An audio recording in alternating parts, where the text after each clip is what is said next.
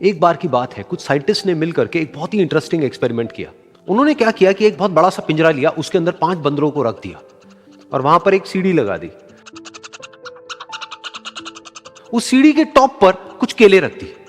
फिर उन साइंटिस्ट ने क्या किया कि जैसे ही कोई भी बंदर उस सीढ़ी पर चढ़ता केलों तक पहुंचने के लिए, तो ऊपर से ठंडे पानी की बारिश करने लग जाता। तो जैसे ही वो ठंडा पानी गिरता उस बंदर के ऊपर जो कि सीढ़ी पर चढ़ रहा था, वो फटाफट से नीचे आता तो पानी बंद हो जाता।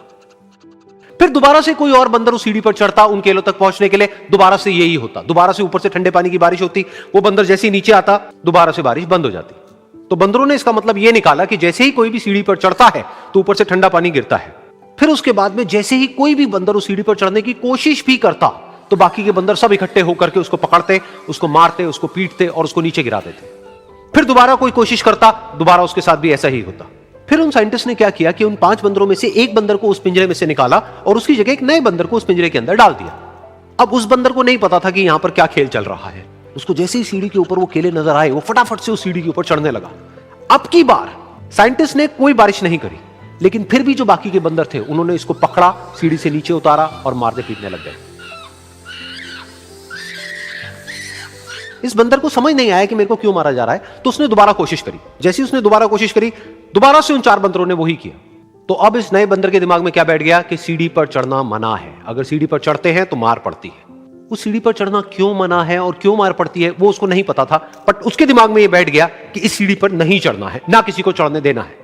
फिर दोबारा से उन साइंटिस्ट ने क्या किया कि जो पुराने 4 बंदर थे उसमें से एक बंदर को निकाला और एक नए बंदर को उसकी जगह पर डाल दिया। अब इस नए बंदर ने भी वही किया जो इससे पहले वाले ने किया था, यानी कि वो भागता हुआ गया, उस सीढ़ी के ऊपर चढ़ने की कोशिश करी, उन केलों तक पहुंचने की कोशिश करी। बाकी 4 इकट्ठे हो गए और उन्होंने उसको मारा पीटा, सीढ़ी से नीचे गिरा दिया। उसको कुछ समझ नहीं आया, उसने दोबारा कोशिश करी, दोबारा उसके साथ यही हुआ। और अब इस बंदर के दिमाग में भी यही बैठ गया कि सीढ़ी पर चढ़ना मना है और सीढ़ी पर चढ़ने से मार पड़ती है।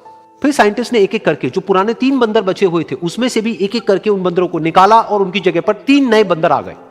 अब ये 5 बंदर नए थे और किसी को भी ये नहीं पता था कि उस सीढ़ी पर चढ़ना मना क्यों है, लेकिन उन सबके दिमाग में बैठा हुआ था कि सीढ़ी पर चढ़ने से मार पड़ती है। तो कोई भी कोशिश नहीं कर रहा था, जबकि अब कोई ठंडे पानी की बारिश भी नहीं हो रही थी। वो चाहते तो आराम से उस सीढ़ी पर चढ़ते, केले तोड़ते और आपस में बांट करके खा लेते।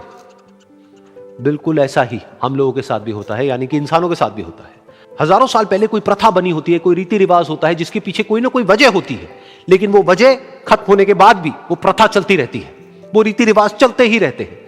किसी में इतनी हिम्मत नहीं होती है ये पूछने की कि हम क्या कर रहे हैं, क्यों कर रहे हैं, बस सबको ये पता होता है कि ऐसा ही होता है। तो वो एक्सपेरिमेंट जिसके बारे में अभी मैंने आप लोगों को बताया, यानी कि वो बंदरों का एक्सपेरिमेंट, उसमें तो बेचारे बंदर हैं, जानवर हैं, उनको नहीं पता है कि क्वेश्चन कैसे पूछते हैं।